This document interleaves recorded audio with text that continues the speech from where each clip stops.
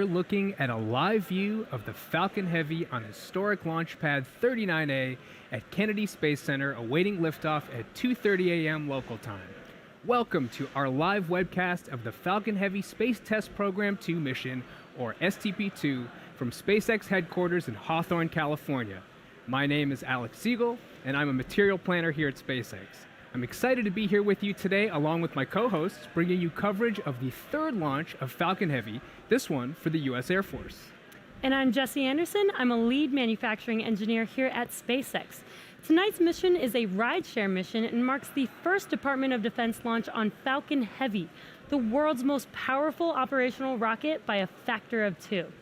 It will be among the most challenging launches in SpaceX history. We will be delivering 24 satellites to space with 20 distinct separation events for 13 partners. There will be 4 separate upper stage MVAC-D engine burns, 3 separate deployment orbits, a final propulsive passivation maneuver, and a total mission duration of over 6 hours. But that's not all. As with our previous Falcon Heavy missions, our 3 boosters will undergo 3 separation events and 3 landing attempts. There will be a lot of activity happening all at once over the course of the next 4 hours as we deploy all 24 payloads. It's also worth noting that tonight's mission will be our longest satellite launch to date, with a total duration of over 6 hours, as Jessie just mentioned. We are pushing the capabilities of Falcon Heavy this evening to demonstrate the vehicle's full potential, which is why it's longer than normal. The launch window this evening is 4 hours long, and we are currently tracking towards the end of that window. If we're unable to launch tonight, our backup window opens up tomorrow, Tuesday, June 25th, at the same time. We're currently at T-minus 17 minutes and counting, and all systems are go at Kennedy Space Center. Let's take a closer look at the rocket.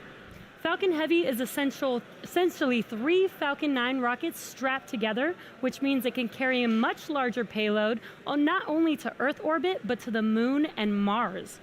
Like Falcon 9, Falcon Heavy is a 2-stage launch vehicle. The big difference is that the Falcon Heavy's first stage is comprised of 3 cores, and the Falcon 9 only has 1. Each one of these cores has 9 Merlin 1D engines, making for a total of 27 overall.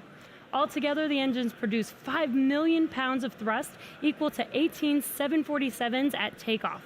In fact, the engines produce so much power that we don't run them all at full thrust all at once until after liftoff. For the mission today, the center core is brand new, but the 2 side boosters were previously flown in April on Arabsat 6A Falcon Heavy mission. This is the first Department of Defense launch flying reused boosters.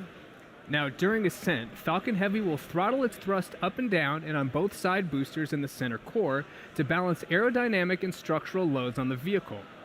About 70% through the first stage's burn, the 2 side boosters will separate and come back to Earth for simultaneous landings at Cape Canaveral Air Force Station on Landing Zone 1 and Landing Zone 2. At this point, the mission will proceed just like a standard Falcon 9 flight. The center core will keep firing for another minute, then will perform a standard stage separation from the second stage. We will attempt to land the center core on our drone ship, Of Course I Still Love You, which is currently stationed about 650 nautical miles off the coast of Florida in the Atlantic Ocean. It's worth mentioning that for this mission, bringing back the center core will be more challenging than usual, as our booster will be coming in extra hot and our drone ship is positioned almost double the normal distance from land. Given this distance, we may not receive any video of landing. Now, if we are able to land all 3 cores tonight, it will be a particularly exciting achievement. The second stage is exactly the same as any other Falcon 9 flight.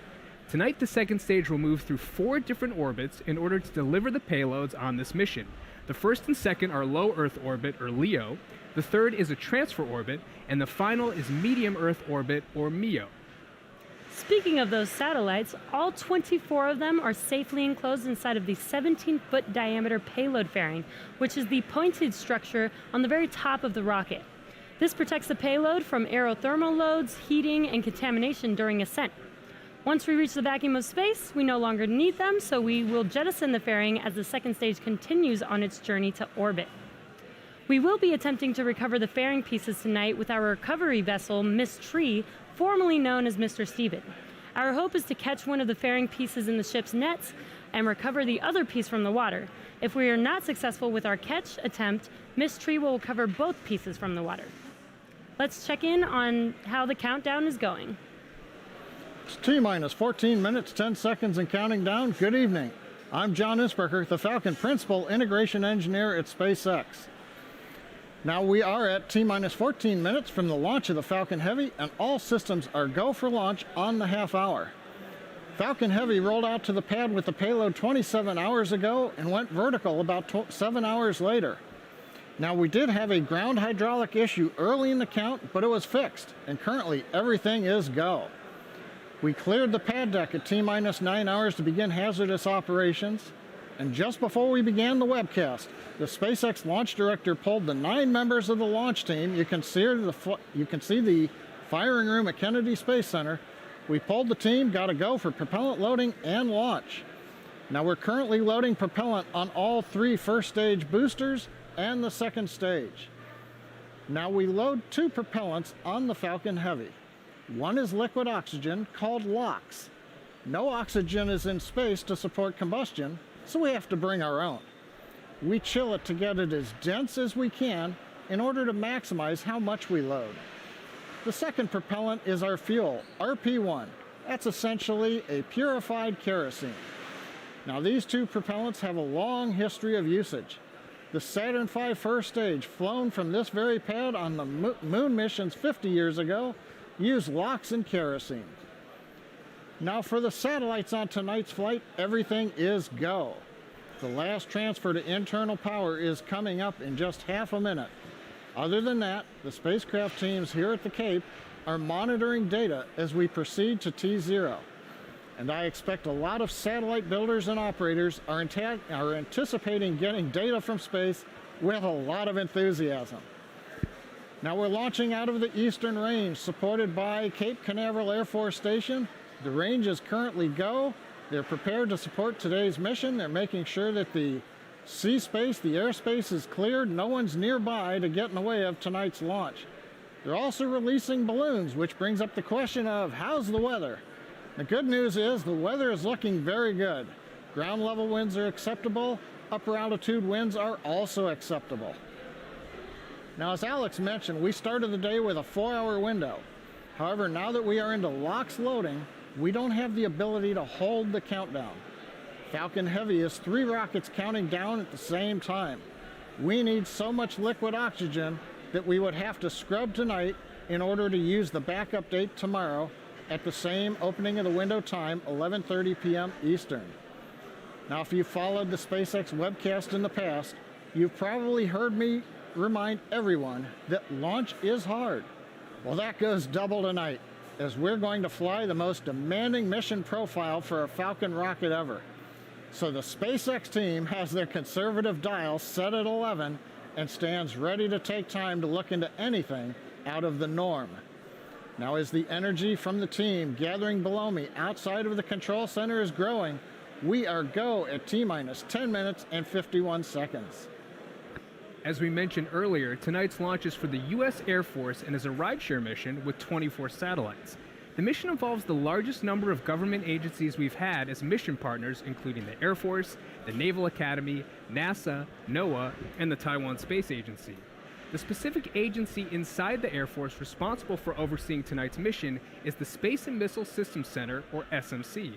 Let's get some more details about what the agency does and is responsible for.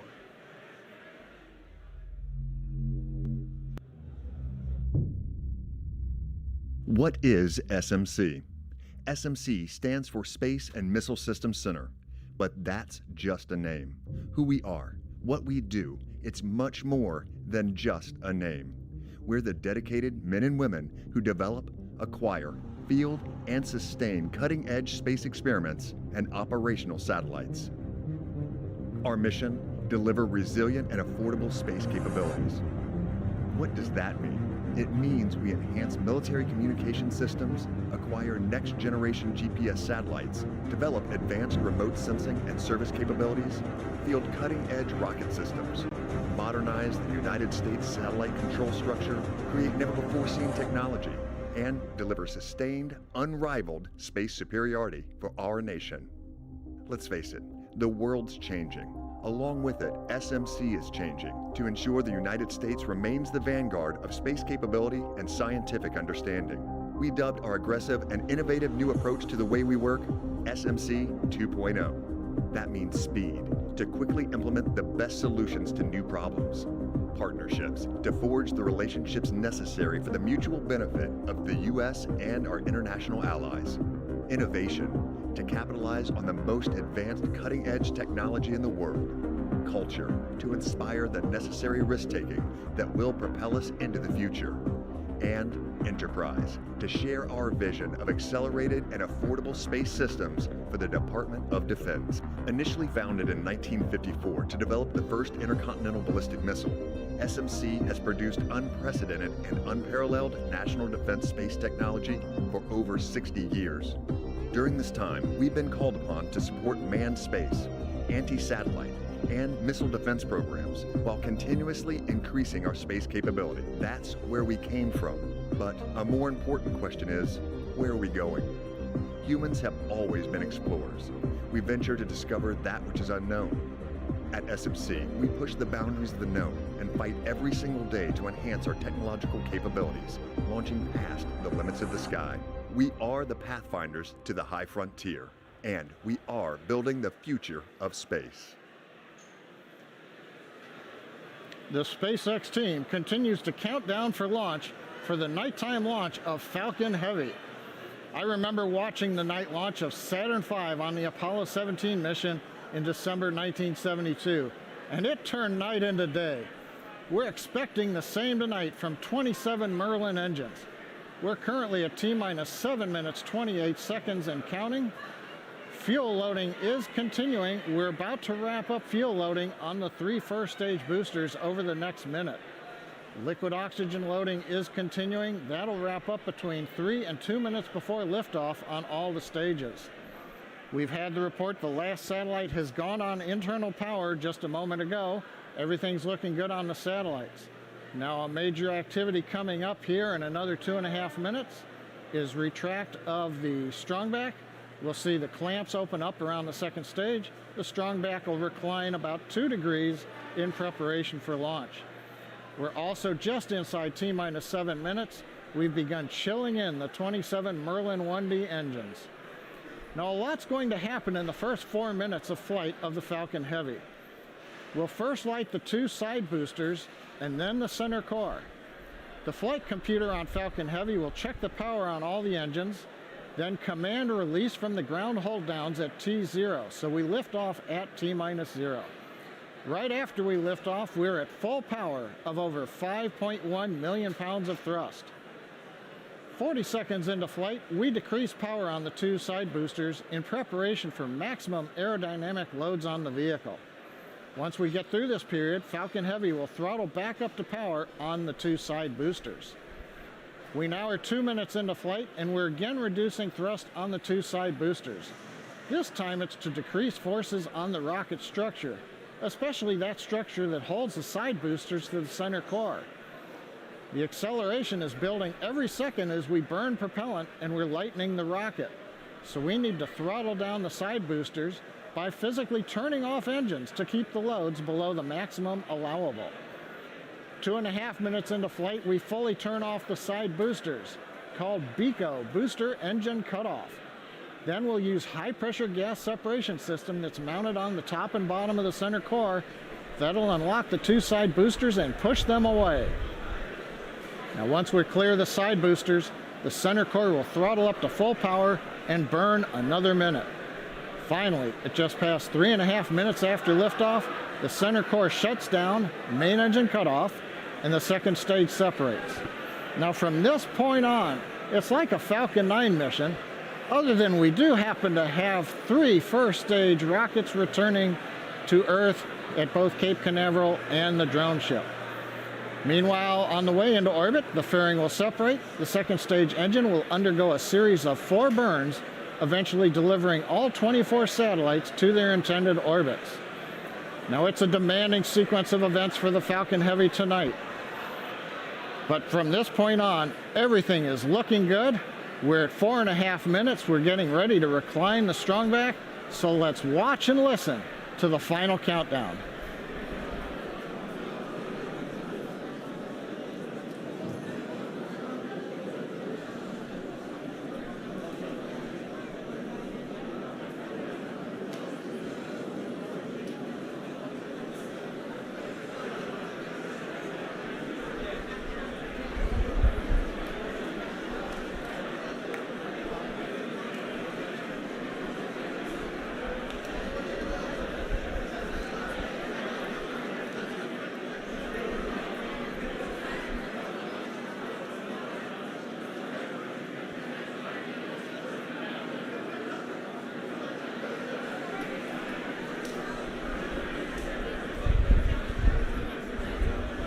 Back starting to retract, and negative Y lock load is closed out.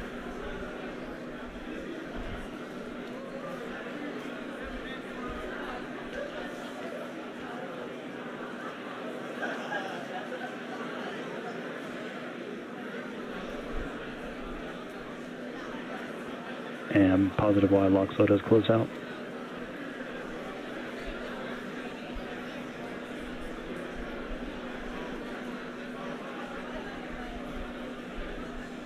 Strong back lower is closed out.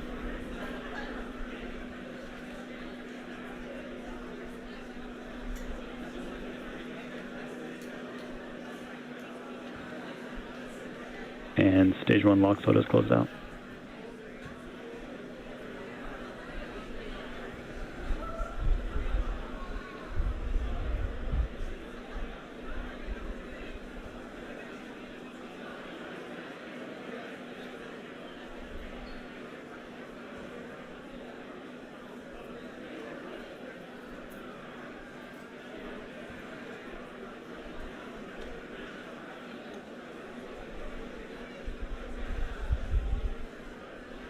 And vehicles on internal power.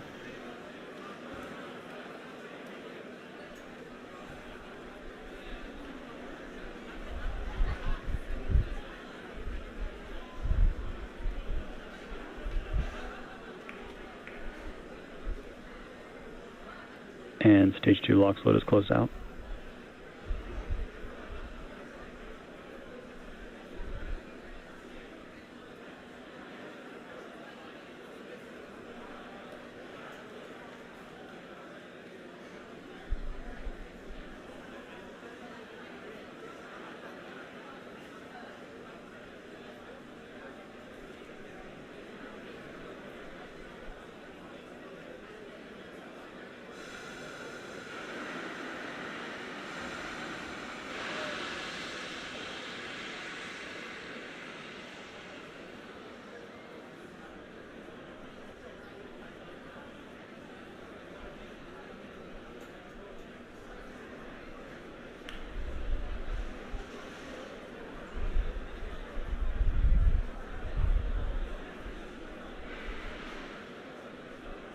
Ground gas close, that's complete.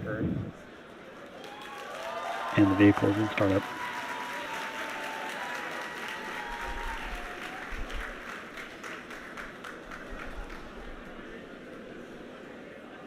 This is the mission director. Go for launch.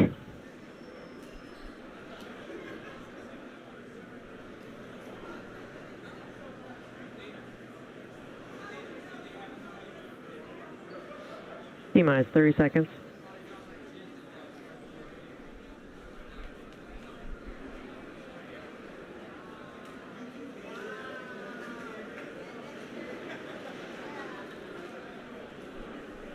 T-minus 15 seconds. 10, 9, 8, 7, 6, 5, 4, 3, 2, 1, 0. Ignition.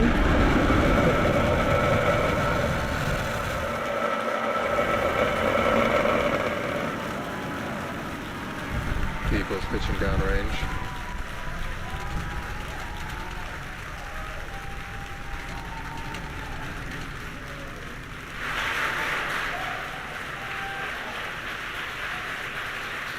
T plus 25 seconds into flight under the thrust of over 5 million pounds. Falcon Heavy is headed to space. We're getting ready to throttle down for passing through the period of maximum dynamic pressure. We've heard call out of throttle bucket for side core. We're through max Q.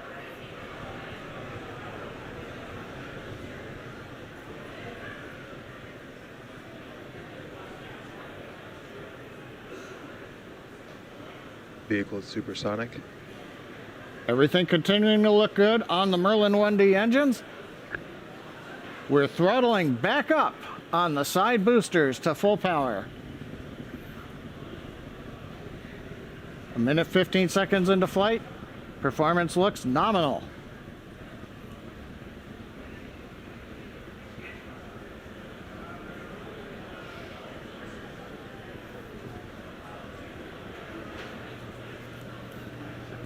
Currently, the next event coming up in about 2 minutes. We'll hear call out of chill-in of the MVAC-D engine. That allows liquid oxygen to the top of the turbo pump to get the second stage engine ready to chill for ignition in just a couple of minutes.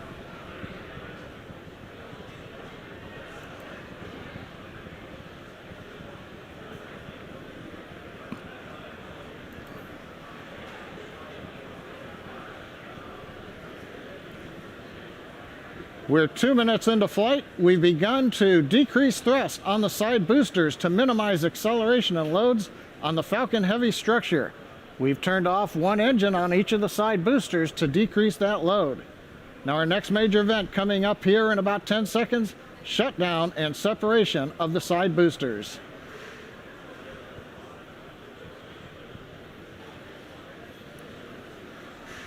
The view should be the side booster cameras on two sides and the center core in the middle. Booster shutdown. Booster separation confirmed.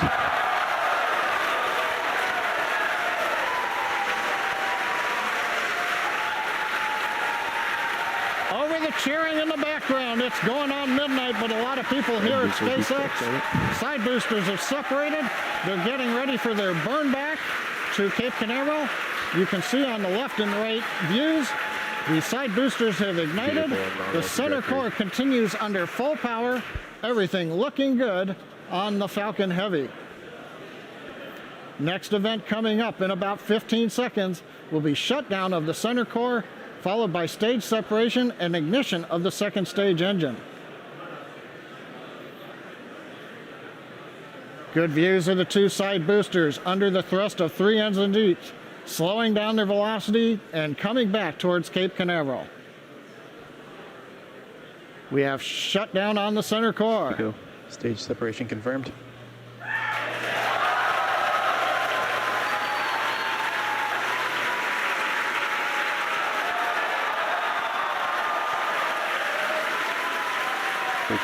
We have successful separation and ignition. We're coming up on shutdown of the two side boosters. Side booster, boost back shutdown.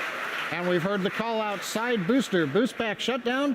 The center core, you can see, is not doing a boost back. It's headed downrange to the drone ship. Here comes fairing separation. Cross-ranger nominal. Fairing separation confirmed. We have confirmation of the payload fairing separation. So far, 4 minutes, 17 seconds into flight. Second stage looking good, headed to low Earth orbit, carrying the 24 satellites. The side boosters have done their first boon, coming back to Cape Canaveral. The center core has separated and is beginning its long coast downrange to the drone ship in the Atlantic Ocean. So at 4 minutes, 35 seconds and counting, everything looking good on Falcon Heavy.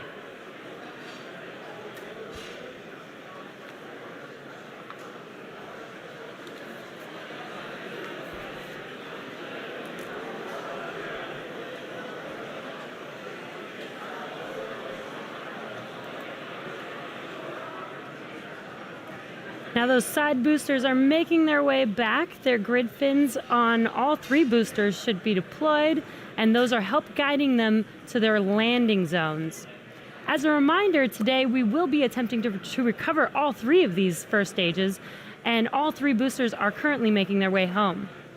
In just a few minutes, the side boosters will execute an entry burn followed by a landing burn, and the center core will complete the same burns just a few minutes later. Both burns are used to slow the stage's speed down rapidly before landing. At the time of separation, the side boosters were traveling slow enough to turn around and make their way back to land at our side-by-side landing pads. The center core is going too fast to efficiently return to the Cape, so we're using our autonomous drone ship, Of Course I Still Love You, as we mentioned earlier. As a reminder, our drone ship is positioned twice as far offshore than normal, so we may not get visuals of landing tonight. Also coming up in a few minutes will be the call out for second engine cutoff. So coming up in about a minute here, we're going to look for that side booster reentry burn to begin. Shortly after that, that should end about 20 seconds later.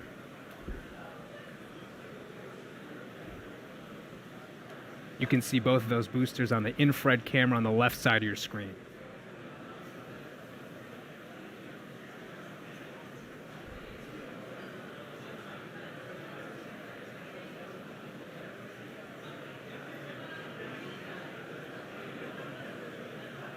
Again, about 30 seconds until we expect those side boosters entry burn to begin. So keep an eye on the left side of your screen.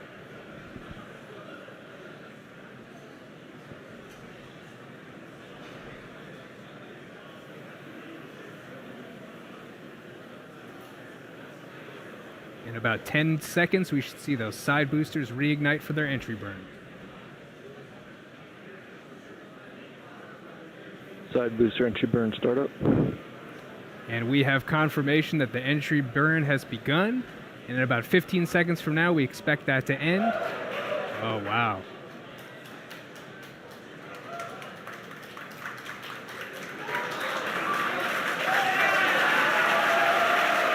Hear the crowd cheer behind me.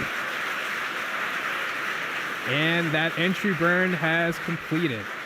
Note that second engine cutoff and the center core will be landing almost at the same time. So we're going to have a few events in succession at about T plus 8 minutes and 21 seconds. Both side booster FTS is safed. Stage 2 FTS is Falcon is safe. in terminal guidance. In about 20 seconds, we're going to look for that side booster landing burn to begin on both boosters. Side boosters transonic. About 10 seconds away.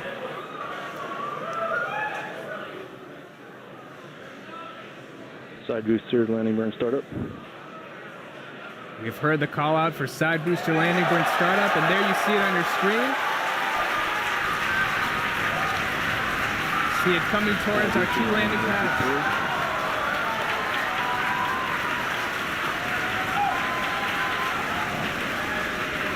See those landing legs deploy. Incredible. Side boosters are successfully landed. Landing operators moving to procedure. Confirmed side booster landing. What an iconic view. We've also, at the same time, I believe we've had second engine cutoff at the same time.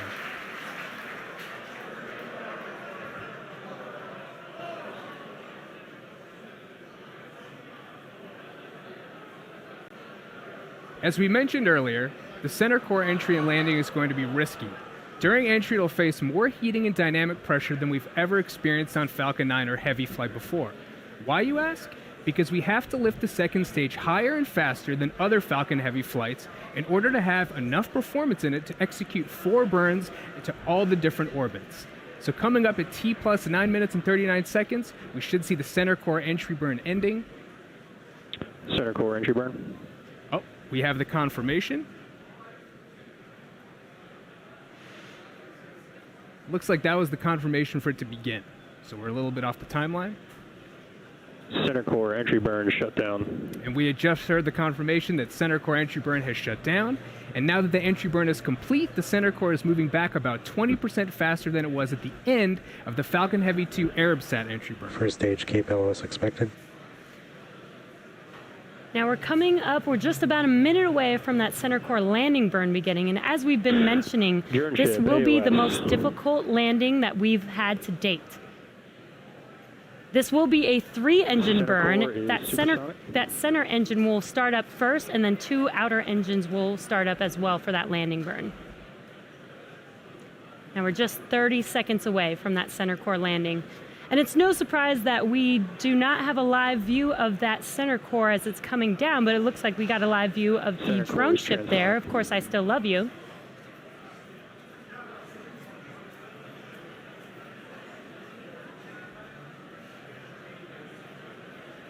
If you're just now tuning in, we're just about 10 seconds away from that center core landing burn beginning.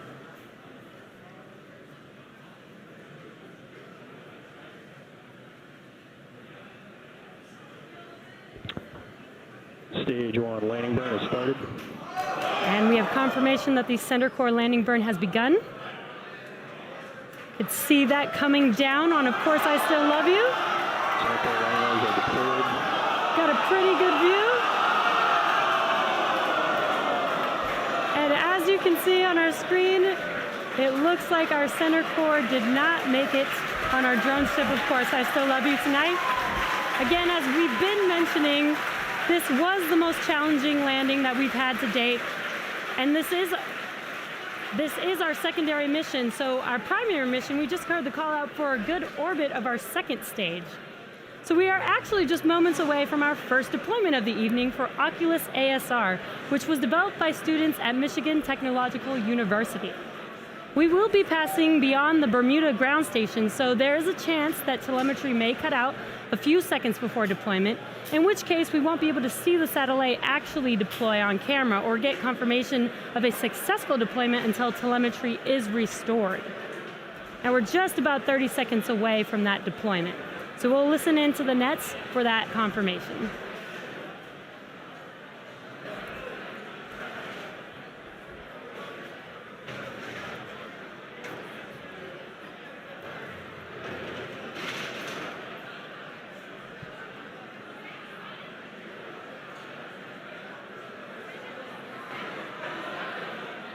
Looks like we still have that live view. Might have a chance to see this deployment live on camera.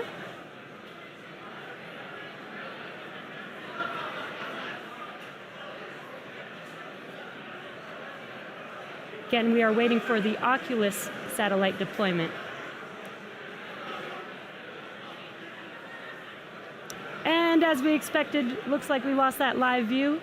So we will wait to get some confirmation of that deployment, and we will update you guys in a few minutes later on in the webcast. We are now in between ground stations for the next few minutes with nothing to see. So we are going to take a quick break, but we will be leaving you with an animation that shows you where we are throughout the coast phase. We will be back around T+20 minutes for our next set of deployments, and it's worth noting that since we won't acquire ground station coverage again until T+21 minutes, we are going to miss that first P-Pod 1 CubeSat deployment. See you back here in about 6 minutes.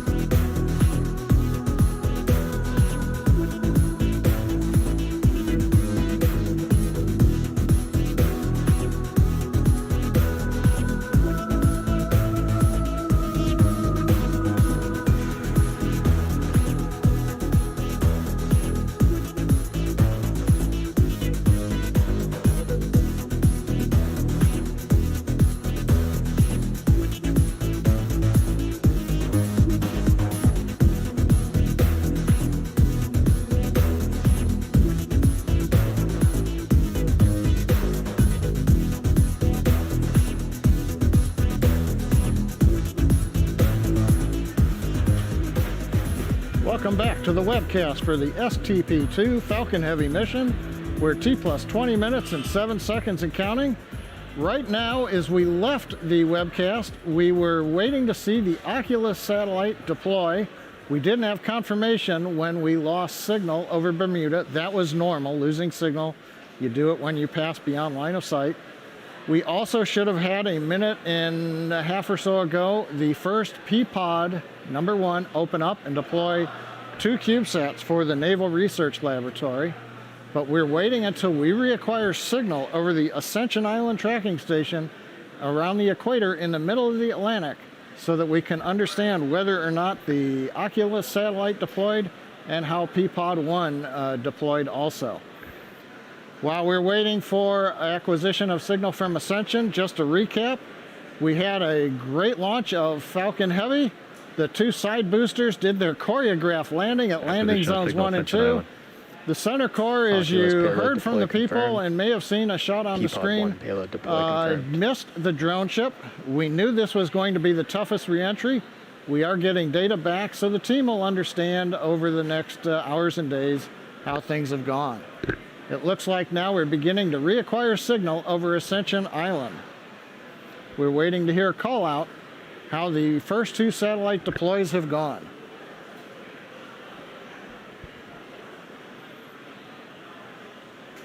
It appears we have confirmation that the Oculus satellite was separated and P-Pod #1 opened up, deploying the Naval Research Laboratory satellites. There's a view from space, and if you remember the view just before we left, on the bottom left was the Oculus satellite, had a white coloring to it, and it's no longer there. Now we're going to cover the last of the 8 P-Pod satellites that are coming up for deployment, and that's going to take about 30 minutes to get through this sequence. The next deployment comes up just before T plus 25 minutes. Now these 8 deployers will open, and they'll release 11 satellites. Now, if you've watched our coverage from other launches like Iridium, you know that the 1 camera we have on top of the payload attach fitting cannot see all sides of the dispenser holding the satellites. Because of the positioning right there, as you see on your screen, of the 1 camera, we won't be able to see all of the CubeSat deployments today. In particular, the next 3 P-Pods, 2, 3, and 4 on the back side, we won't be able to pick those up. However, as the second stage does maneuver in orbit, in the sunlight, we might be able to pick up a glint of the sun off of the CubeSats as they move away from the second stage. Now, the next deployment, coming up just before 25 minutes, is known as Falcon Sat 7. This is an optical telescope for the United States Air Force Academy. The CubeSat, when it is ejected, will eventually deploy a rigid boom that holds a membrane that acts like a lens in a telescope. And once that membrane is rigid, it will allow imaging of the sun. So this is a deployable optical telescope for the Air Force Academy. However, as I said, we won't be able to see it. We'll have to wait for call out to confirm the separation.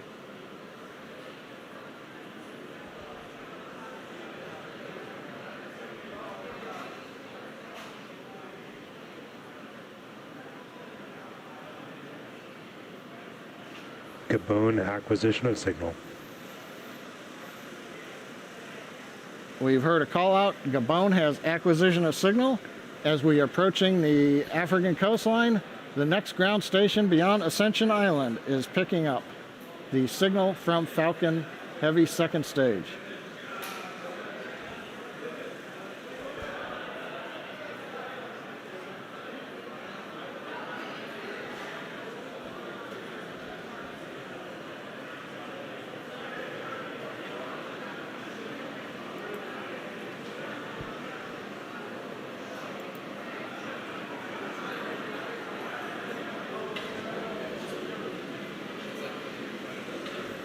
Coming up on deployment in about 5 seconds.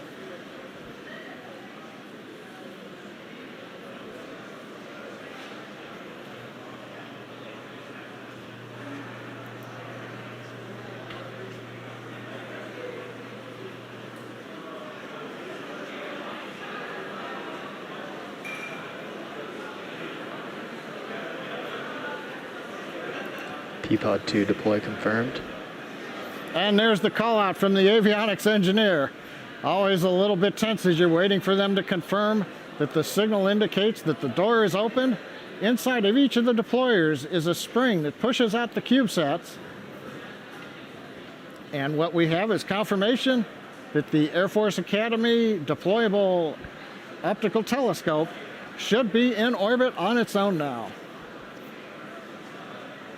Now we've got about 235 seconds until we get to the next deployment.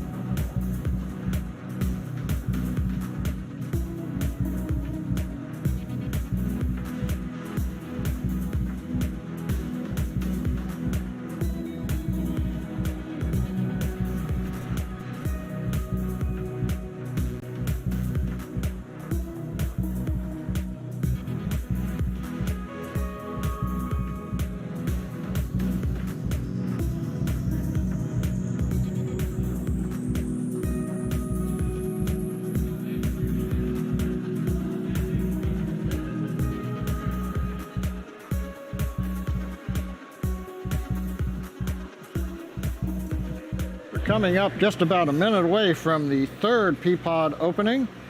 Inside this deployer is a single CubeSat. It's known as Armadillo from the University of Texas. Now, Armadillo is an acronym, and bear with me. It stands for Atmospheric Related Measurements and Detection of Sub-Millimeter Objects. Quite a mouthful. Primary goal is to use a dust detector to characterize the space debris environment, focusing on sub-millimeter debris that can't be seen by Earth-based telescopes. Now, this satellite deployer is mounted on the opposite side of the dispenser, so again, we'll only have verbal call out when it separates.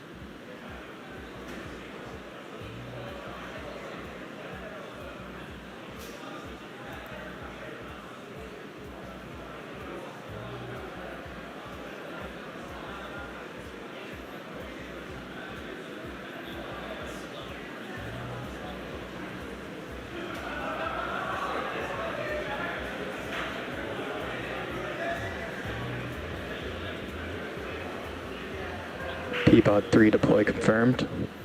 And confirmation, P-Pod number 3 has opened. Armadillo should be on its way into orbit in the vacuum of space. Next up will be a quick turnaround, only about 145 seconds until we get to the next deployment.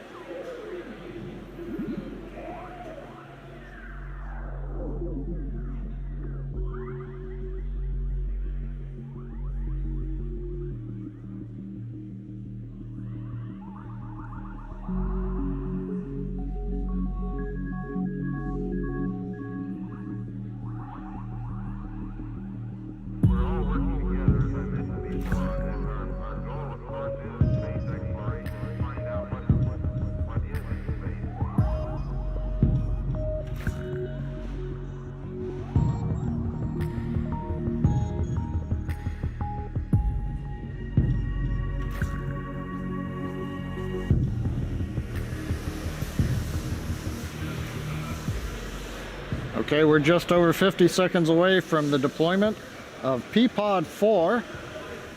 This time we're going to have 2 CubeSats coming out of the deployer. Again, it's on the backside of the dispenser. This is the last one on the backside of the P-Pods. Satellites are called PSAT and BRICSAT. PSAT's an amateur communication satellite, and BRICSAT is a small satellite that has a micro-propulsion system to perform experiments with attitude control. Satellites are out of the United States Naval Academy.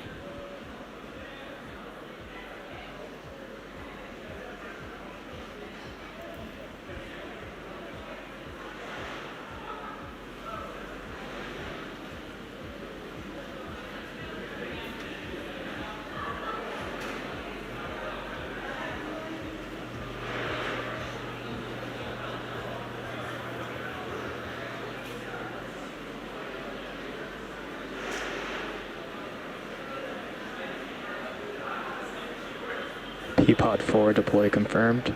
And we have confirmation over the net from Acquisition avionics. HPK. P-Pod number 4 has deployed. At the same time, we now have acquisition of signal over Hartebeestok, known as HBK, in Africa. And we've got about 165 seconds until P-Pod 5 opens up.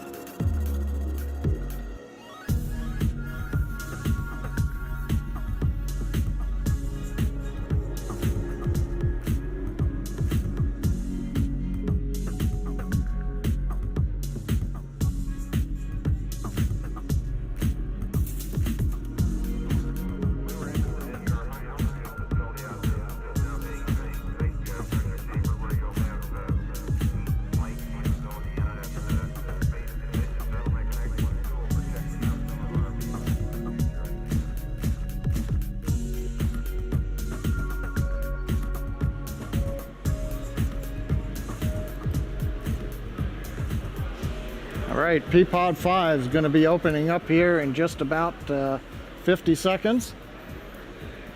This P-Pod is holding a CubeSat called Prometheus for Special Ops Command. Now hopefully we might be able to get to see some of these now that they're deploying from the dispenser on the side of the camera. Currently on the map you can see we're passing over Africa in contact with the Hartebeestok ground station. We'll be losing signal here shortly from Gabon in West Africa.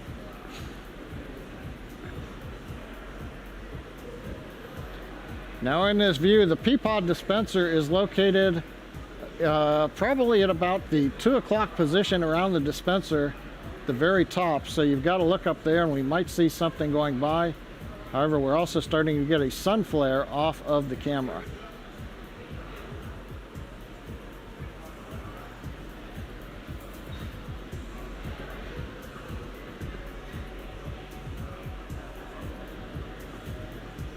P-Pod 5 deploy confirmed.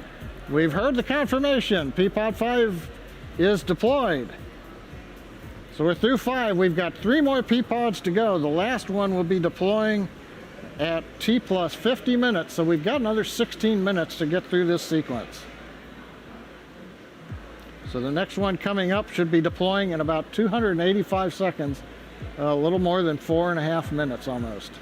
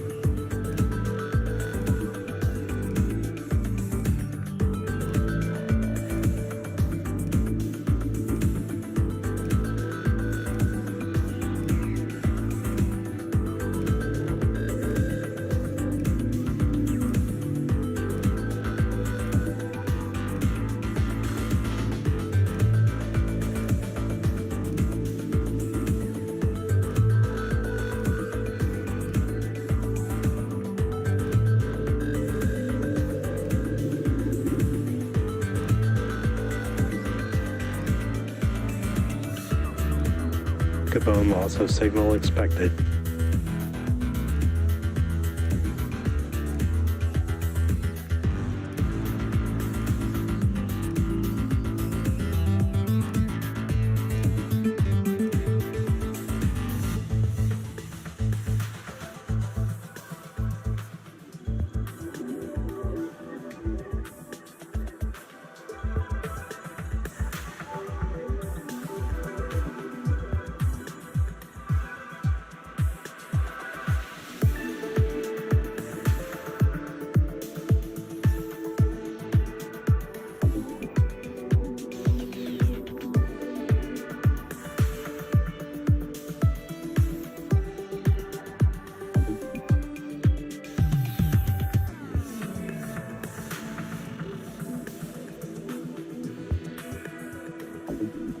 Mauritius acquisition of signal.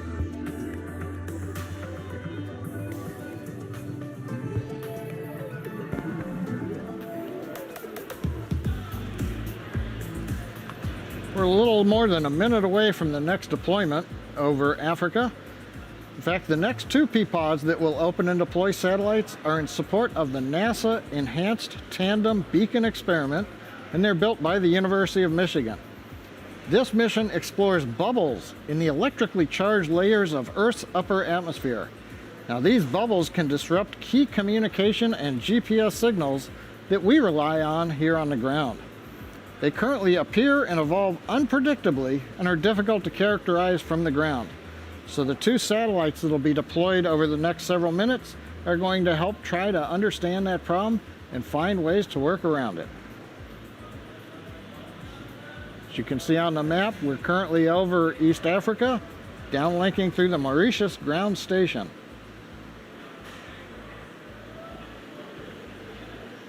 Again, looking up around 2 o'clock at the top of the stack, trying to see if we can spot the CubeSat coming out of the deployer.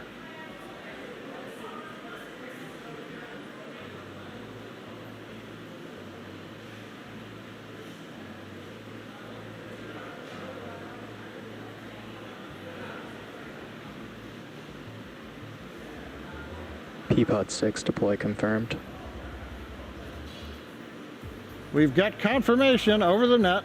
P-pod 6 deployer has opened. We should have the Tandem Beacon Experiment satellite ejected.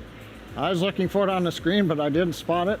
The white objects you've seen coming off to the right-hand side, those are not the CubeSats. Now, the second stage is now maneuvering to get in position for the next deployment. That's going to come up in about 5 minutes from now.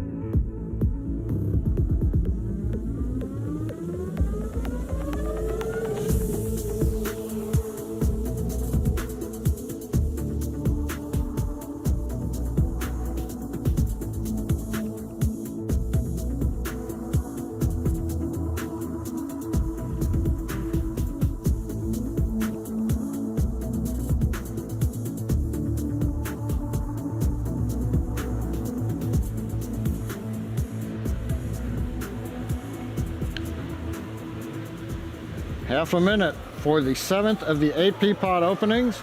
This is also a tandem beacon experiment CubeSat.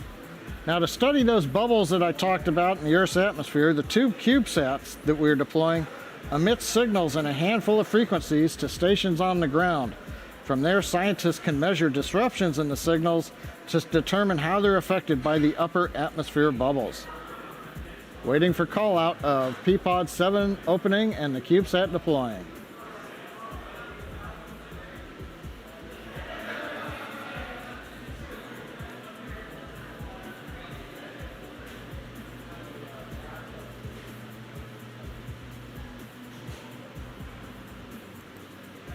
P-pod 7 deploy confirmed.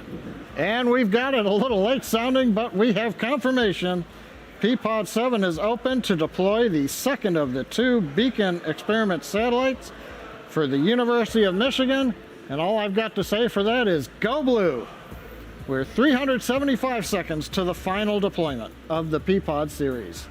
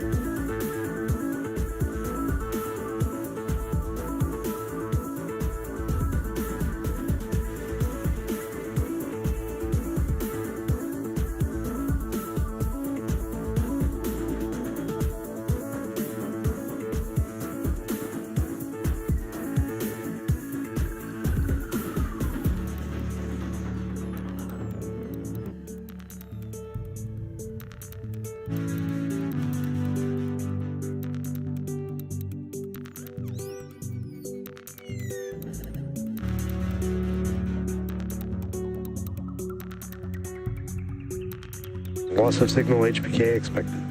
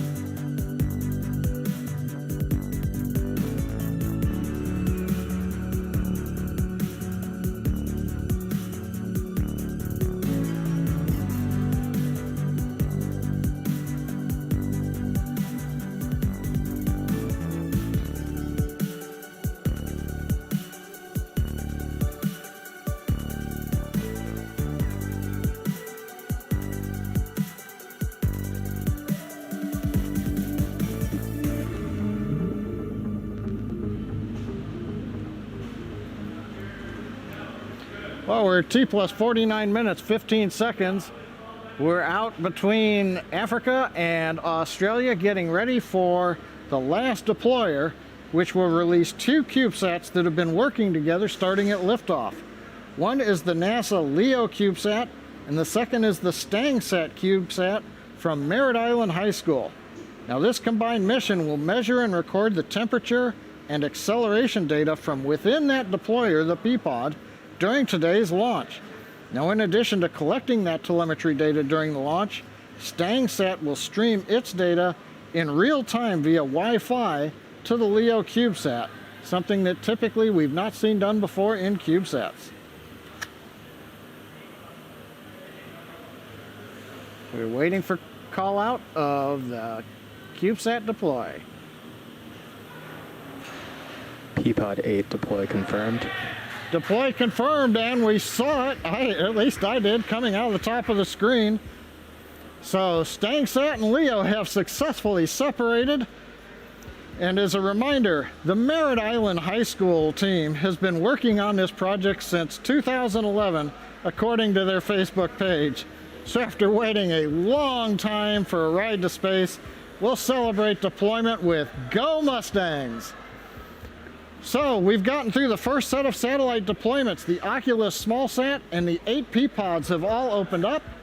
We've got a 21-minute break before we relight the second stage engine to change our orbit. So we'll be back with that. We're going to leave you with the animation that shows where we are in the coast phase, returning at T plus 1 hour, 12 minutes, just about 21 minutes from now, for the second burn of our upper stage engine.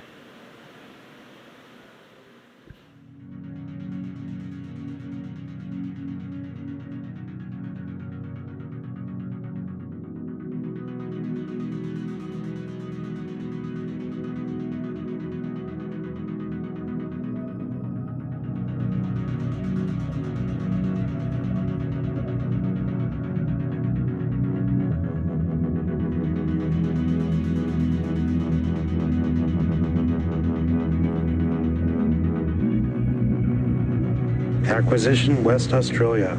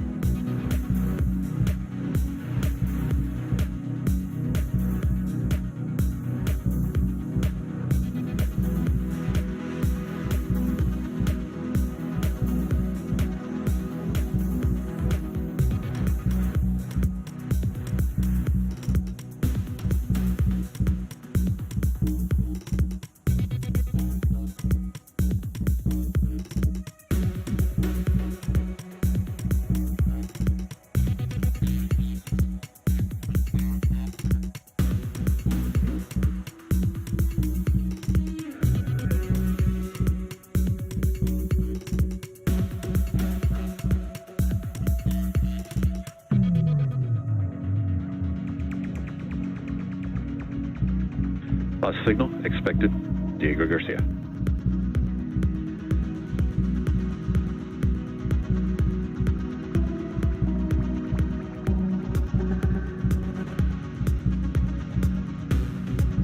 Loss of signal Mauritius expected.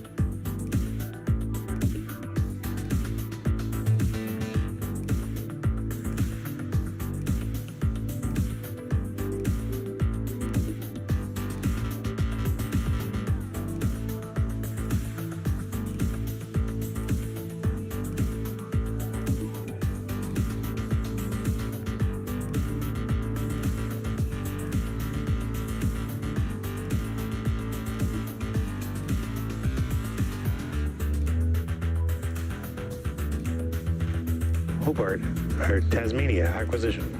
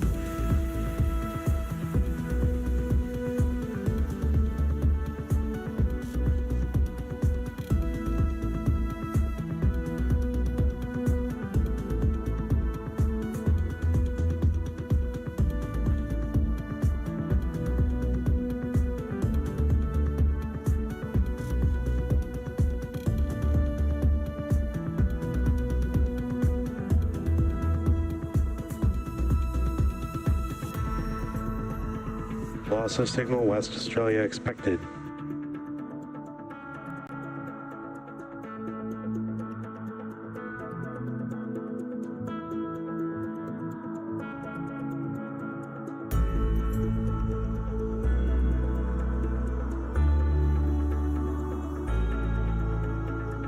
Loss of signal Tasmania expected.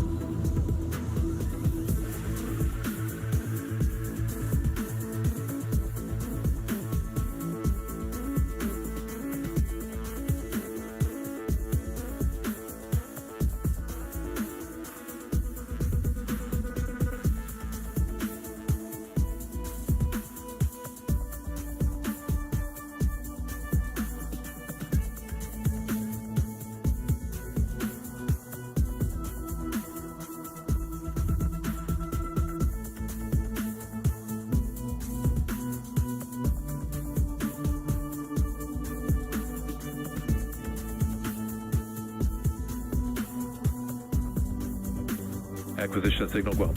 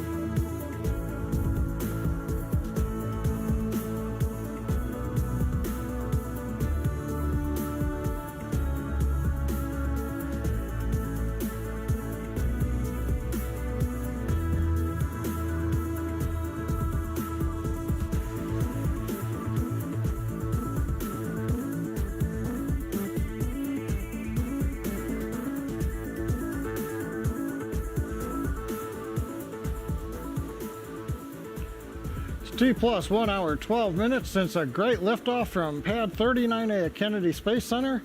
We are less than a minute away from the second of our 4 second stage engine burns. In fact, counting down, we're a little more than 25 seconds to go. Currently, we're chilling in the second stage. We're passing over the Southwest Pacific at this time. Everything looking good as we get ready to light the second stage engine. Currently, we're settling propellant down on top of the turbo pumps so that when we spin the pumps, they've got plenty of liquid to pull through and light the engine. Seconds away from ignition. Engine at power. We've heard the call out. Engine is at power. This is planned to be about a 22-second burn.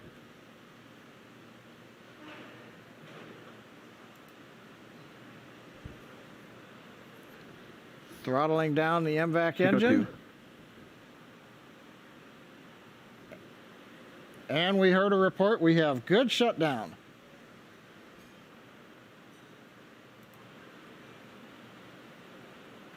Nominal orbit insertion. And what we love to hear, the guidance, navigation, and control engineer over the countdown net reports good orbital insertion. So we've had a good burn and a good insertion. Now that we're in the good orbit, we're going to be coasting again for the next 5 minutes or so. We'll be back around T plus 1 hour, 18 minutes, and 30 seconds for our next set of deployments. So stay with us. This will be a series of 10 small satellites, as well as the light sail and 6 cosmic satellites. And ladies and gentlemen, there we've got way out in the Atlantic, even farther away than the drone ship, Ms. Tree successfully with a payload fairing half. The second payload fairing half they've also spotted in the water, but we have accomplished the first landing on the net of a Falcon payload fairing half. So another first time accomplishment for the SpaceX team, especially out there in the middle of the Atlantic Ocean.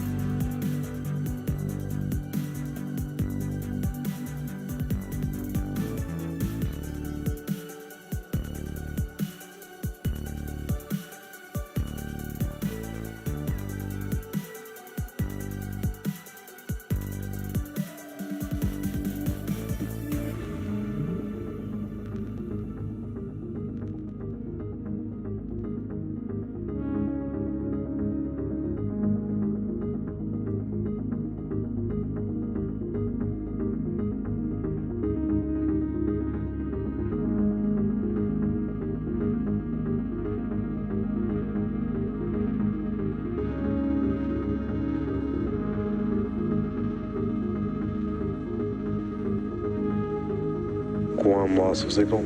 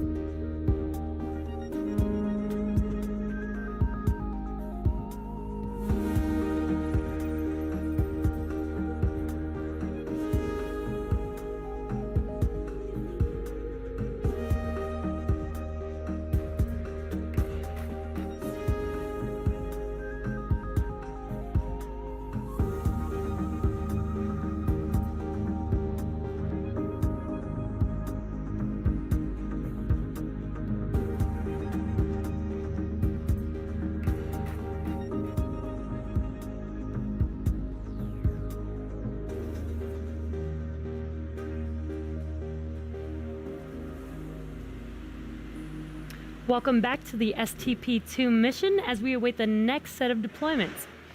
First up is PROX-1 microsat developed by students at Georgia Institute of Technology in Atlanta to demonstrate satellite close proximity operations and rendezvous. PROX-1 is not an acronym, but actually got its name from the word proximity. It is basically running some proximity operations or formation flying experiments with the LightSail CubeSat for the Planetary Society.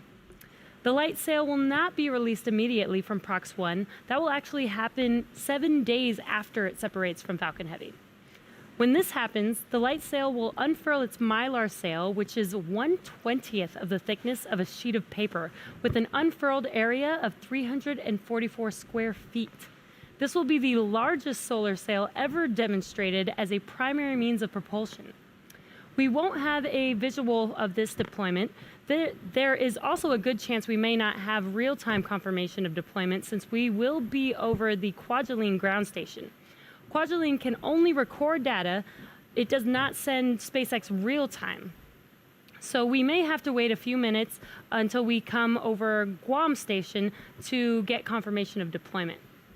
So again, that deployment should be happening in a couple seconds here. We will get back to you on that confirmation once we get that telemetry back. Now, the next deployment, and they keep coming, folks, will be for NPSat and will occur in about 2 minutes. NPSat was built by the Naval Postgraduate Research Laboratory, and it carries a bunch of experiments. But in layman's terms, it's investigating the concentration of electrons in the ionosphere, one of the outer layers of Earth which influences radio transmissions. It's also doing experiments to improve communications and the survivability of computers in space, and demonstrating a new type of solar cells for power production. This deployment we will be able to see, hopefully, so let's sit back and wait to see it deploy, and that's coming up in about a minute from now, a little over a minute.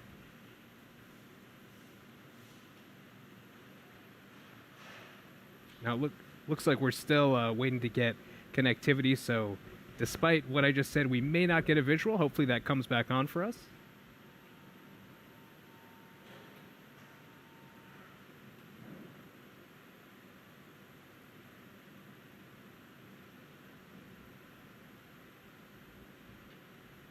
Now again, we anticipate hearing a call out of confirmation of deployment for NPSat in about a minute from now. Hopefully we'll get a visual as well.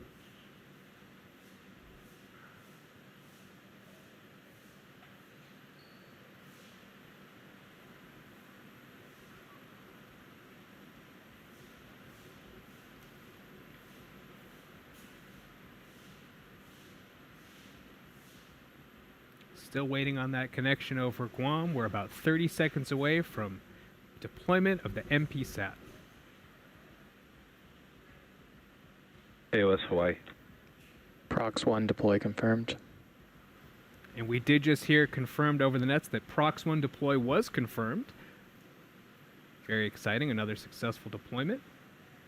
And in about 10 seconds from now, hopefully we'll hear the same thing and see it as well for NPSat.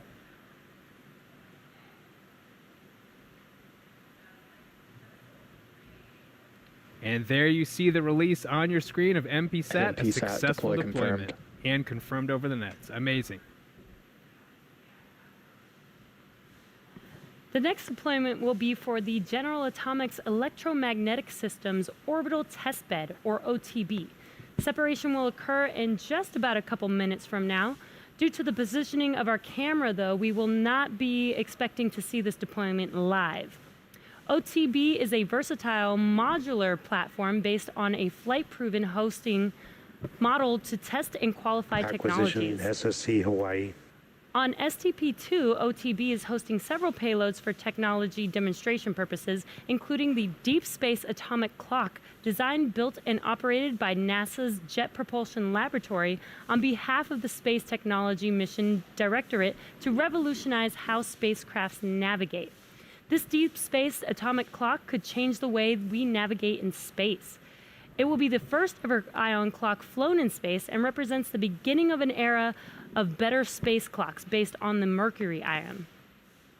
It loses only 1 second in 9 million years.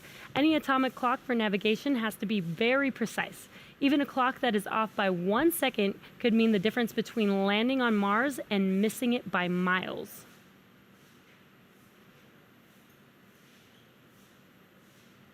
In ground tests, the Deep Space Atomic Clock stays stable and keeps correct time for weeks, even months. It's up to 50 times more stable than the atomic clocks on GPS satellites. If the mission can prove the stability in space, it will be one of the most precise clocks in the universe. The toaster oven-sized instrument will be tested in Earth orbit for 1 year, with the goal of being ready for future missions to other worlds. Now we should be seeing this coming up or hearing the call out actually in just about 10 seconds from now. Again, we will not be able to see this live since it is not in our camera view. OTB payload deploy confirmed. And we just got that confirmation for the OTB deployment. Our next deployment is coming up in about 3 minutes, and this is for the Green Propellant Infusion Mission, or GPIM, which is a NASA mission that develops a green alternative to conventional chemical spacecraft propulsion systems. Once NASA demonstrates the fuel and compatible system in space, green propellant could replace hydrazine as the status quo spaceflight propellant. Not only will green propellant be safer, it will also be faster and much less costly. Again, due to the positioning of our camera, we are not expecting to see this deployment live either. But we can listen in for confirmation at about T plus 1 hour and 27 minutes. Hopefully we'll get that confirmation over the nets.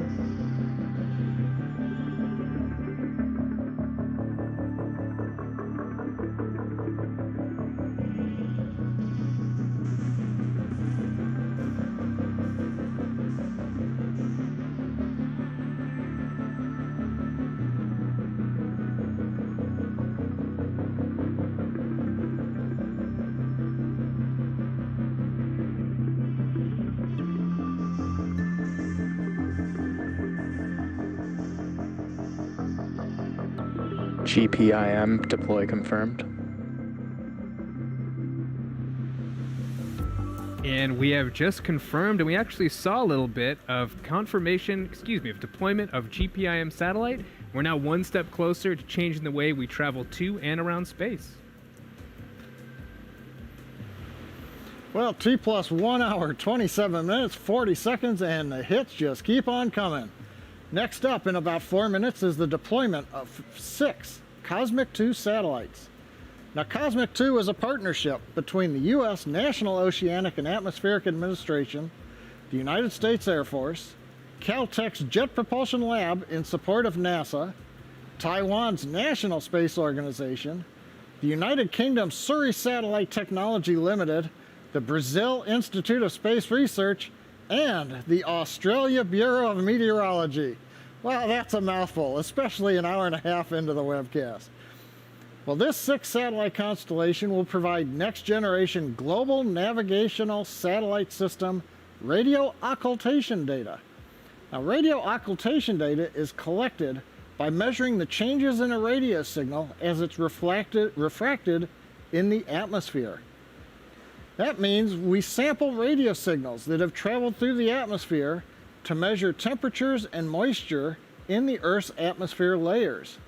This will be used to better predict weather events like hurricanes and model long-term climate trends around the world. Now, if you've seen our simulation of the deployment on the SpaceX webpage, SpaceX.com, look for STP-2, got a nice video of all the satellite separations, you'll notice that the second stage rotates along the roll axis to orient each of the 6 cosmic satellites for release. So the sequence we go through for each satellite, the second stage slews using cold nitrogen gas thrusters to get to the correct pointing vector, and then we command from the flight computer the signal that will release the satellite. Once that satellite is deployed, the flight computer then commands the stage to rotate to the next position, and another cosmic satellite is deployed, and we'll repeat this process until all 6 are separated. Now, currently we're coming up in a little under 2 minutes for Cosmic 2-5 to deploy. The numbers are 1 through 6, but we don't deploy them in that order. The view you can see from space right now, just a second ago, the SpaceX camera on the back end of the second stage showed the MVAC-D nozzle extension. It's cold after its recent second burn, and we occasionally vent liquid oxygen out the drain tube to help keep pressure stable in the stage. Not this view, but the other one showed one of those nice pieces of solid oxygen. That's oxygen in the vacuum of space. It's so cold that it's turned into solid. It's not a liquid or gaseous oxygen like we breathe.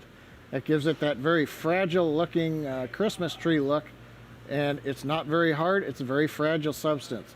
You'll see those pop off during the flight, and you'll probably see them going past the camera looking forward from time to time as the stage maneuvers around. Now, currently we are in a 3.5 minute maneuver to get to the correct position for the deployments. As I mentioned, the next deployment comes up at just after 31.5 minutes, 1 hour, 31.5 minutes into flight. So we're going to wait and look for it. Now, in the view that you can see on your monitor, Cosmic 2-5 is in the top left of center. You can see part of it has a white bottom. That should be the Cosmic 2-5 satellite that we'll see deploy coming up here in just over 1 minute. Just next to it is another one of the cosmic satellites, and then there's a third one also on the right above the one closest to the camera.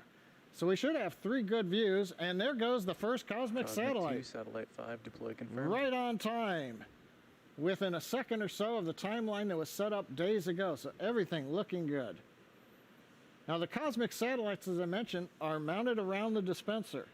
Now, if you remember again our Iridium missions, we had 2 cylinders mounted on top of each other, each holding 5 satellites. Now, the design for STP-2 has 2 cylinders that hold the cosmic satellites. There are 4 satellites on the lower cylinder, and there are 2 on the upper cylinder. We just saw one of them on the lower cylinder, satellite 5, separate. And of course, just like the Iridium mission, our camera cannot see all sides of the cylinder. So we had a great view just now of the first cosmic deployment, but the next 2 coming up are out of view. Maybe, however, during the next 15 minutes, as we're maneuvering that second stage, we might get a glimpse of the larger satellites as the sun bounces off of them as we head towards evening over the Pacific Ocean. So currently, next separation coming up in just over 2 minutes. That'll be Cosmic 2-6. That one will not be visible from the camera. We'll be back to talk about that in a couple of minutes.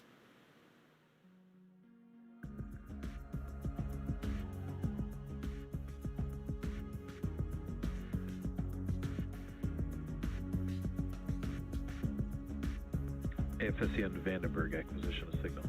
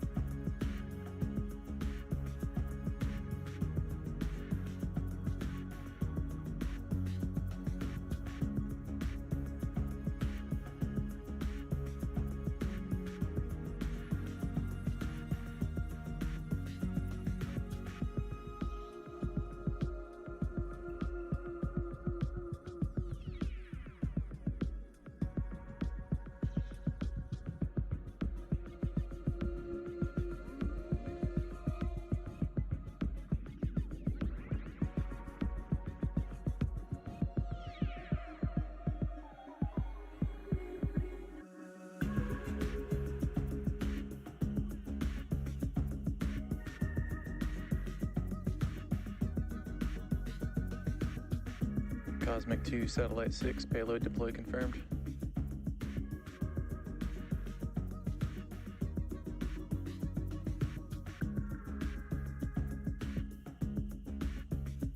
And we heard confirmation.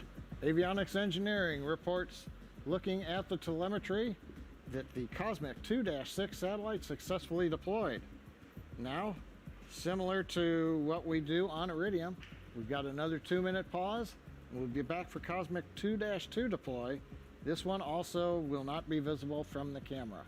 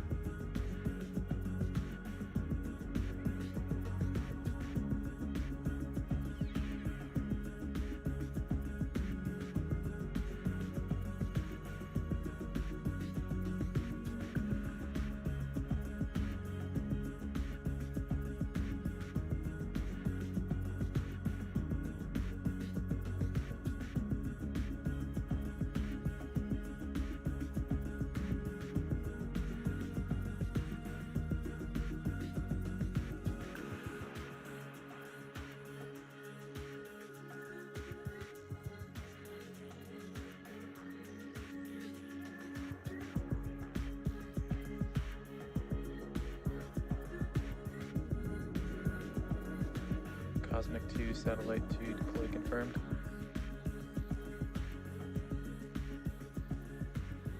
And another good call out from Avionics Engineering, watching the telemetry as we're passing through both over the Vandenberg ground station now, coming up on the continental US. Cosmic 2-2, the third of the 6 cosmic satellite constellation that performs radio occultation data by sending signals through the Earth's atmosphere, has successfully deployed. Next up will be Cosmic 2-4. That'll be coming up at 1 minute or 1 hour, 39 minutes, Hawaii 57 expected. seconds. Signal FSC and Hawaii expected. And we are reporting loss of signal as planned of Hawaii, ground station contact with the second stage as we flying further eastward, passing now through the Vandenberg ground stations and coming up on the SpaceX ground station in South Texas a little bit later on. But for now, we've got another couple of minutes. South Texas. And there you heard it, the South Texas ground station. SpaceX is located there, has picked up the Falcon Heavy second stage. So we'll be back in a couple of minutes when we listen to the deploy of Cosmic 2-4. This satellite should be visible. It's on the bottom center, or just left of center, that large satellite that was next to 2-5 when it separated a little while ago. We'll be back shortly to watch that deploy.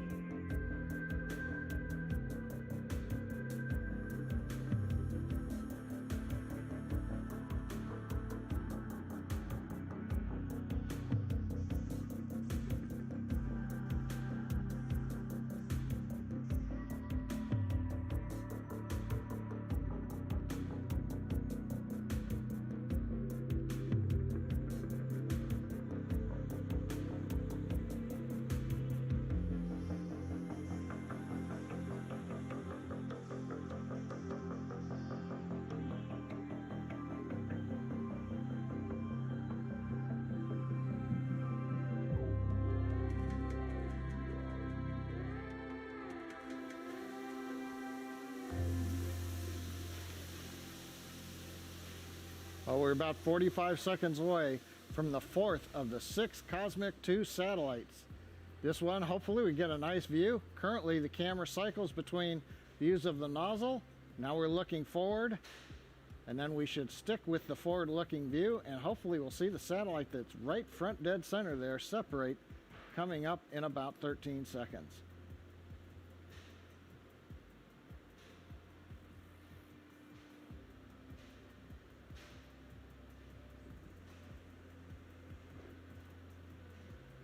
About 10 seconds to go. There it goes. Cosmic 2, Satellite 4, deploy confirmed. Cosmic 2, Satellite 4, the one we intended, is on its way into its own orbit. You can see a little bit of that round mounting ring where the satellite was attached to the dispenser that's attached on top of the Falcon Heavy second stage. So next up, we've got Cosmic 2-1. That one is on the back side. That'll be in 3 minutes. We won't be able to see it. And then we'll wrap up with Cosmic 2-3. So we're 4 down, 2 to go of the Cosmic satellites. The P-pods have all opened. They've deployed their CubeSats. The small sats have all deployed. So we've got 2 more Cosmics to go. And then if you can see at the top left of center, that large white flat panel, the very last satellite to be deployed, and that's still another couple hours away almost. That's the DSX satellite that'll cap off the mission. So that one's going to be there for a while, but we'll be bringing you that after we get through the 3rd and the 4th burns of the upper stage engine. But for now, we're going to sit back, watch the video from space, and prepare for Cosmic 2-1 deploy coming up in just over 2 minutes.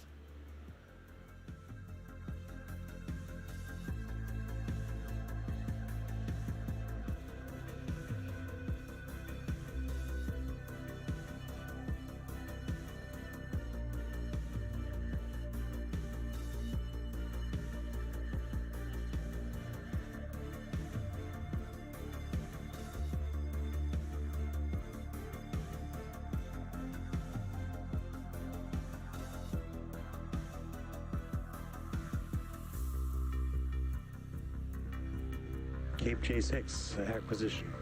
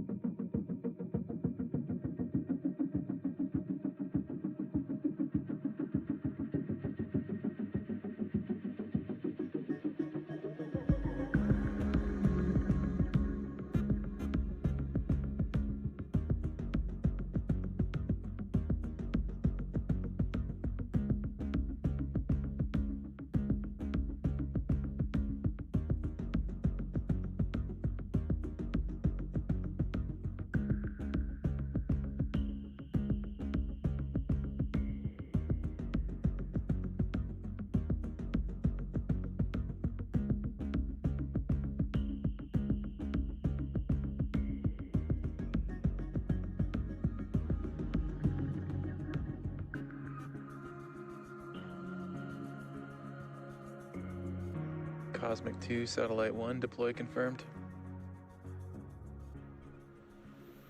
Well, we're just over 100 minutes into flight. We've had the 5th successful cosmic satellite deployed, 2-1, out of view, but that means the next one coming up, that's the one right in the middle there. You can see a little bit of the white panel with the circular images on it. That's Cosmic 2-3. We ought to see that one deploy coming up in just about 2.5 minutes.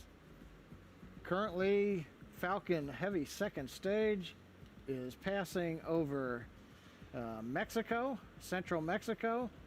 We're contacting through our Texas ground station, and we recently acquired the second stage with the ground station that we have at Kennedy Space Center out on the East Coast. So it's been 104 minutes since we launched, and we're coming up on the end of the first orbit, and it's been a great first orbit. And in addition to all the satellite deployments, as we showed you a little earlier, we caught 1/2 of the payload fairing on the fairing recovery ship Ms. Tree. Just so you know, we only intended to catch 1/2 of the fairing. The other half did go into the water. They did see that. The way we're working it right now is catch 1/2 and make sure that you've got that process understood. Then we'll come back and learn how to do 2 at a time. So right now, coming up, T plus 1 hour 44 minutes and 50 seconds, everything going well. We'll be back for the final deploy of the cosmic satellites shortly.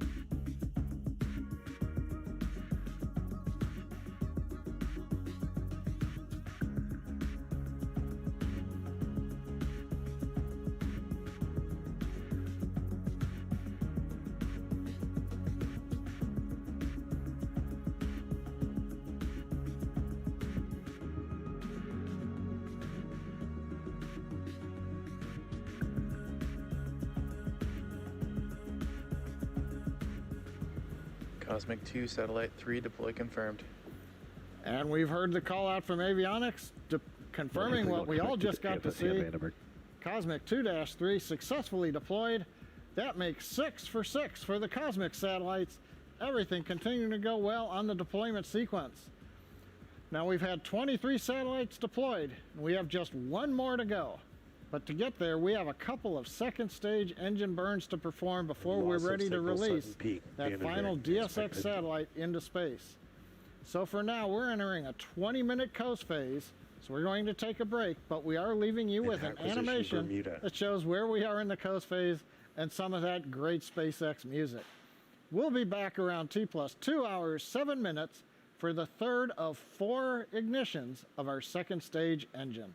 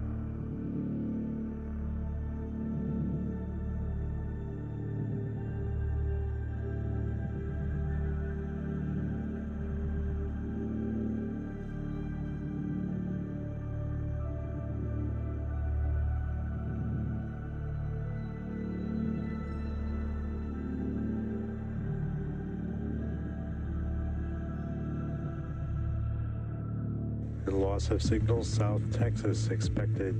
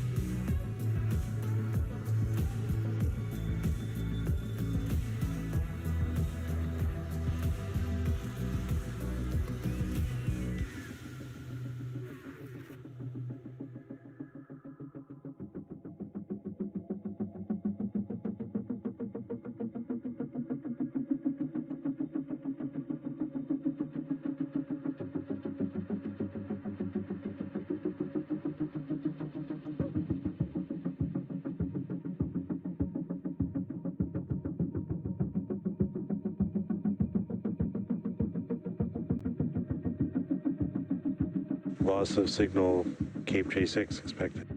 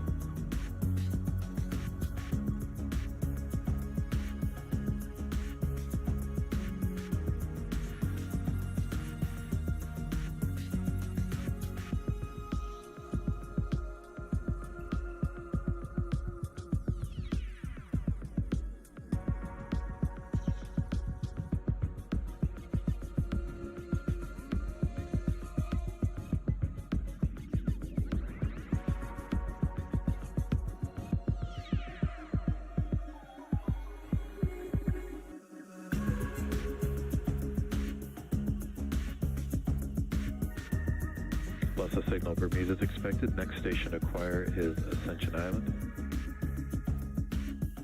In approximately 3 minutes.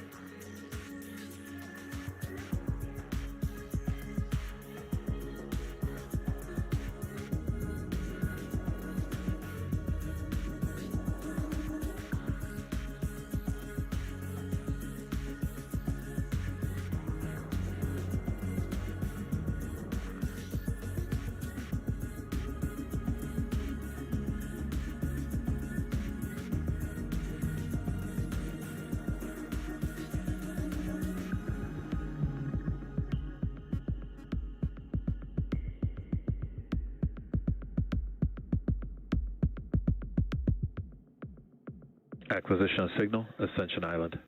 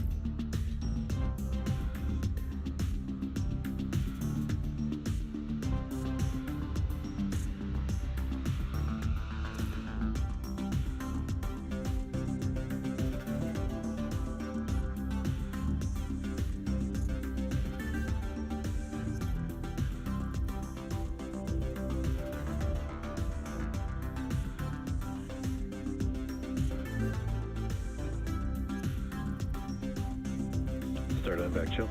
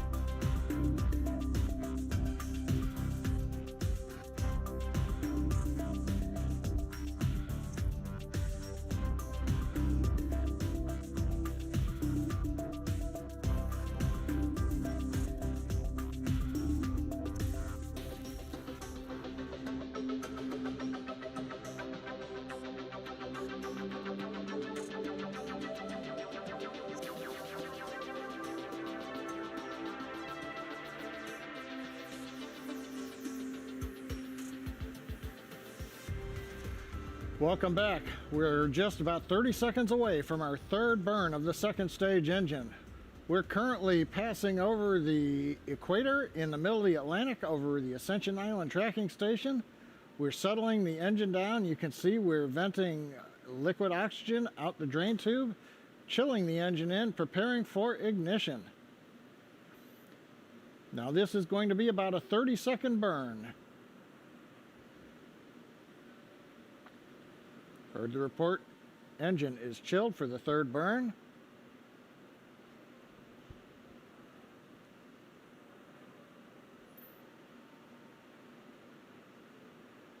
We're spinning the engine and we have ignition.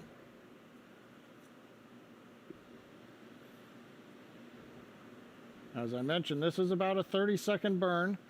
We're burning at the equator because while the earlier burns were decreasing the inclination, the mission objectives now require that we increase the inclination.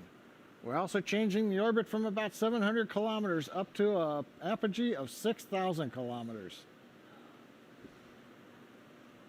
Throttling down, and we should have shutdown of the second stage engine.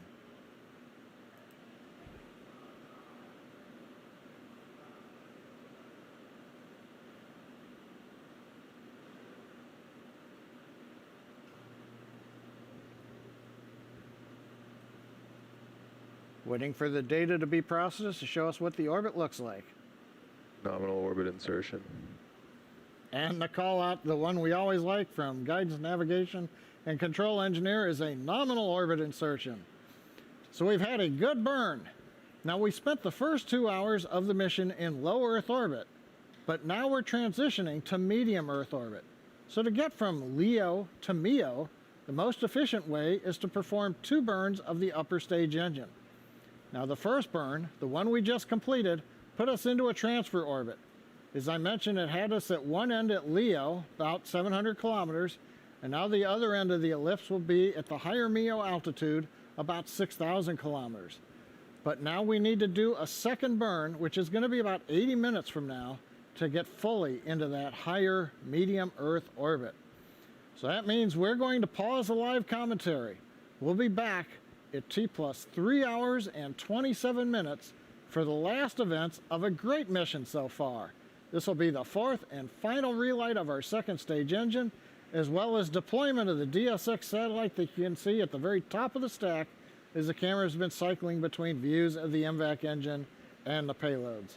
So 2 hours, 10 minutes into the books. We've got a little bit more to go. Be back with us at 3 hours and 27 minutes.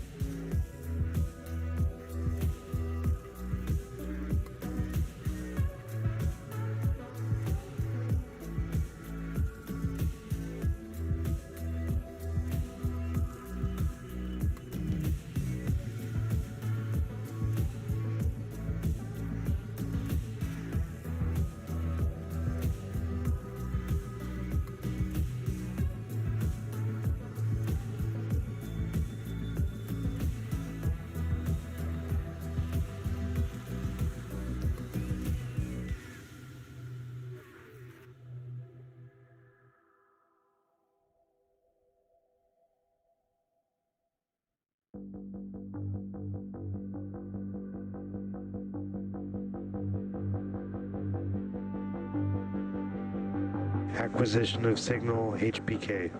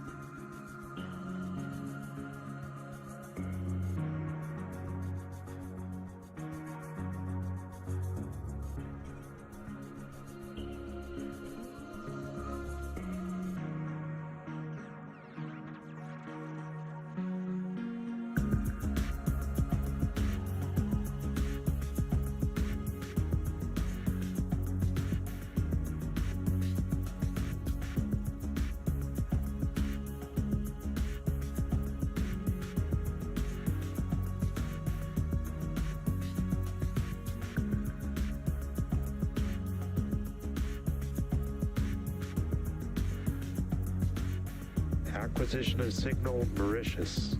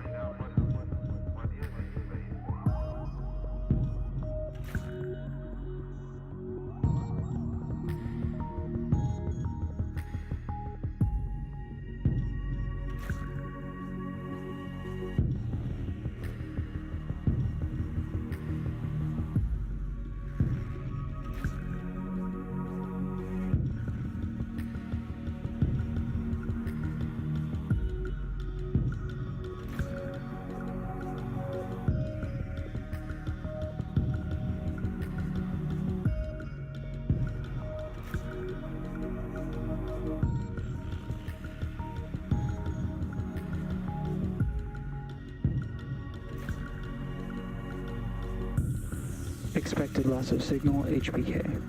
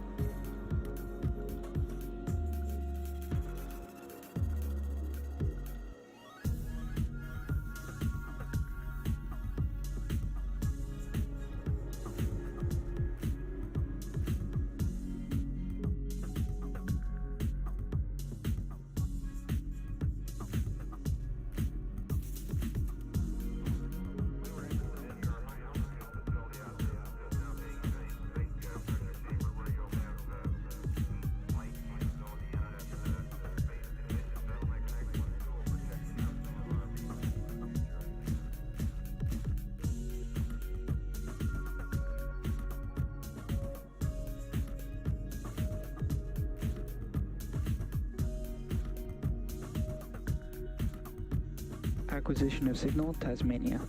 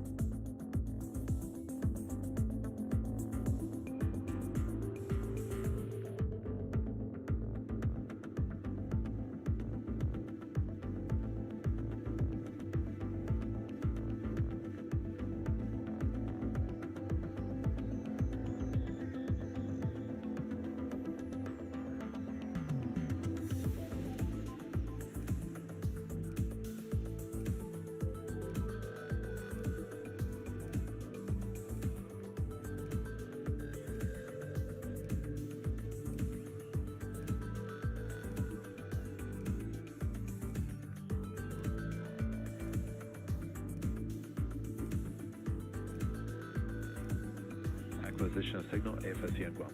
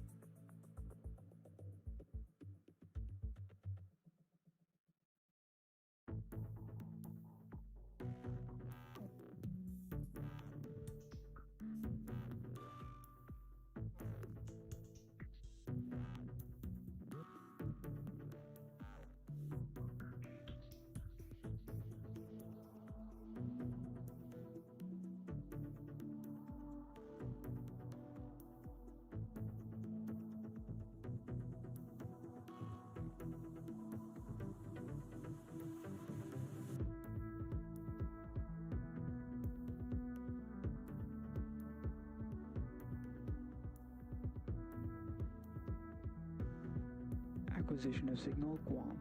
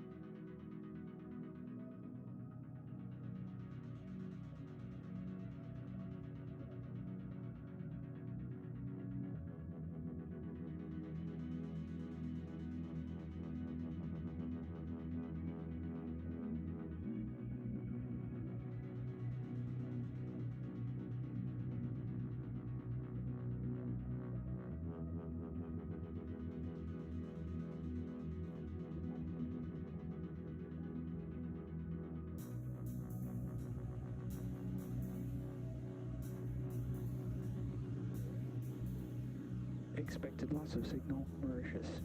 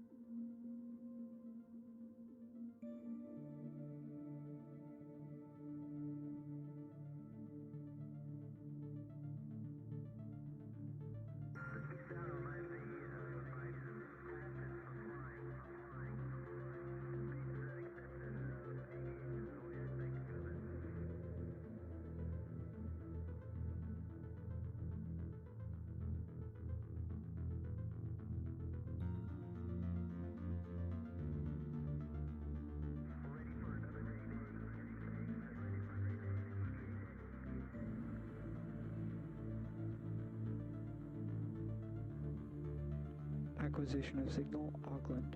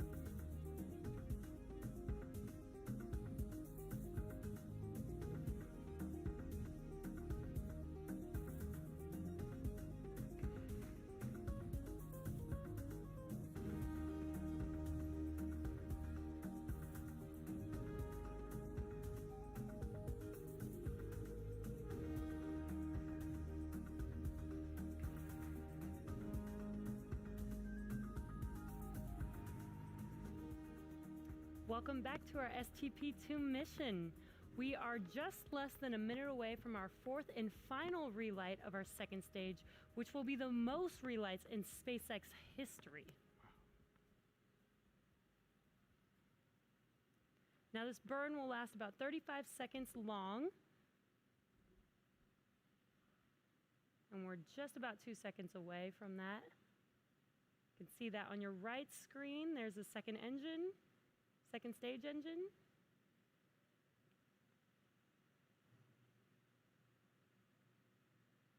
And there you see second engine startup.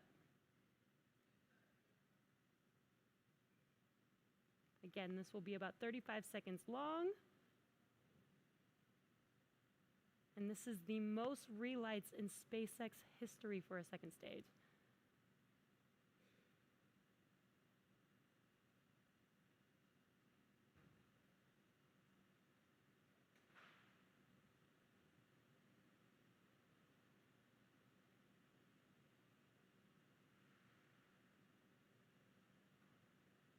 And there is second engine cut off. That completes our second engine burn for the night.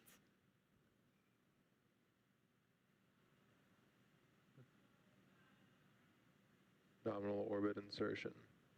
It looks. And we have good orbit. Nice. Yeah, sorry to talk over you. We got confirmed good orbit. And now that we have good orbit, we are waiting for our final deployment of the DSX satellite for the Air Force at about T plus 3 hours and 34 minutes. It has been quite a night.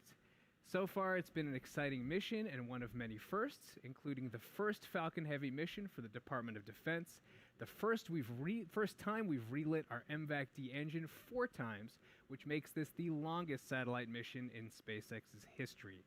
The Air Force Research Laboratory Space Vehicle Directorate's Demonstration and Science Experiments, or DSX, spacecraft will conduct basic research on the harsh radiation environment of medium Earth orbit, which we referred to as MEO earlier. Basically, it will measure space radiation so we can improve future spacecraft design and operations for radiation-intensive bands of Earth's orbit. This means that DSX has to itself be hardened with protection against the radiation in MEO. DSX is also doing some experiments on solar activity and measuring the impact of the solar cycle on space radiation and particle concentration in Earth's orbit. One cool thing about DSX is that while DSX on launch is no larger than a station wagon, it will deploy booms over 260 feet, 15% longer than the Falcon Heavy that's carrying it. So it's by far the longest spacecraft we've ever launched, almost as long as the International Space Station itself. So coming up at about T plus 3 hours and 34 minutes, we expect to see the DSX deployment, so we're going to hang back for a bit.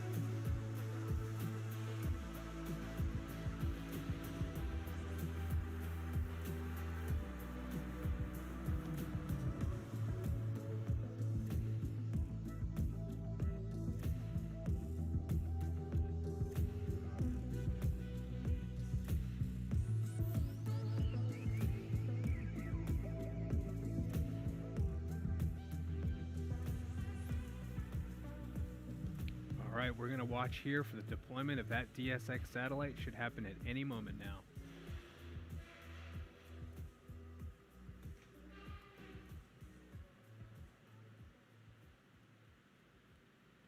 DSX payload deploy confirmed.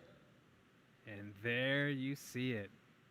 What a beautiful image. 24 of 24. What a night. Jesse, we made it. I can't believe it. A night of historic firsts. John, take us home. Well, 2 + 3 hours, 34 minutes, 42 seconds since we lifted off from Kennedy Space Center, Complex 39A. It's been a bit of a marathon, but when you finish a marathon, you really feel good. We've had an outstanding mission tonight. We lifted off from 39A, turned night into day with the Falcon Heavy, over 5 million pounds of thrust.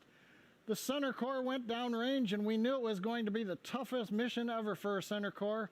We did get the visibility of the drone ship camera, but we just missed the drone ship, Of Course I Still Love You. However, the side boosters made up for that with a great return to landing zones 1 and 2 for the side booster. Wonderful landing there. Second stage went into orbit. We did 4 burns of the second stage. All of them were right on target. We did 24 payload separations. And then the icing on the cake tonight was the ability to get 1/2 of the payload fairing, as we were targeting, into the net above the ocean on our recovery ship known as Ms. Tree.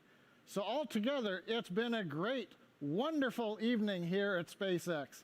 We'd like to thank our customer, the U.S. Air Force, for entrusting us with tonight's mission. We'd like to thank the 45th Space Wing for range safety, Kennedy Space Center for range support, and we'd also like to thank all our viewers for logging in. Follow our website and social media platforms for updates on our next missions and milestones. And until next time, have a good night.